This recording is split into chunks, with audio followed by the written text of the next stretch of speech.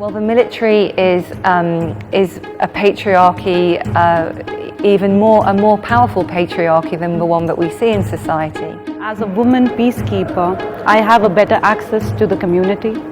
I have a better access to the women and the children who are majorly subjected to these violence and attacks. We still underestimate the role of female military women in the mission.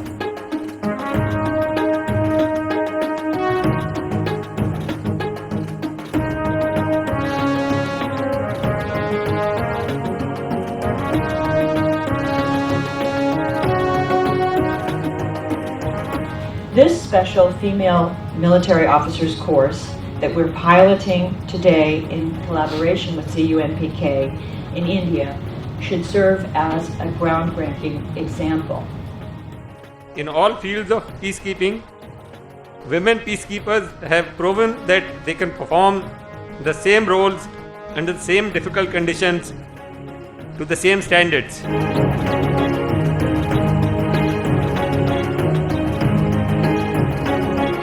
United Nations as an organization of peacekeeping, it has seen a loophole in saying as much as we deploy men, as much as we're achieving, there is still a loophole. And the only way to fill this loophole is to get female soldiers in.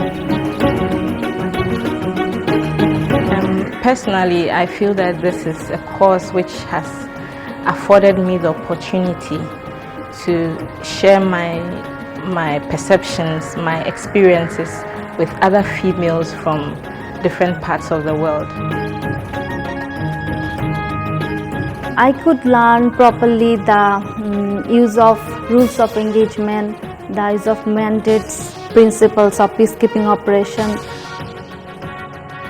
We have to try to lift up the survivors of sexualized violence and honor them by paying attention, by caring enough to bring their suffering to an end, by telling them that we do not accept the violence against them. That's our main mission there. What action will you take as a peacekeeper? Through community outreach, we build relationships between us and the locals. Female officers course started, the first one was in 2015, but the development was in 2014-15. The aim is to train these military officers from all the troop contributing countries.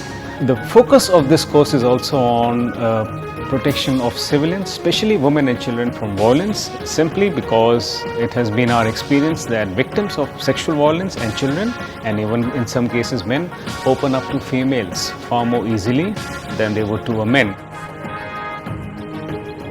So there was need felt that we do have participation of female officers in the mission area, but then there was a need felt by DPKO that there are very few limited female officers trained in the countries from where they can get these female officers into mission. We have, in particular in this course for the first time, instructors who had followed the course and had been deployed, and then we called them back in to discuss what the course meant for them when they were deployed. And one of the key messages that they brought out is that don't let yourself, as a female military officer, being sidelined.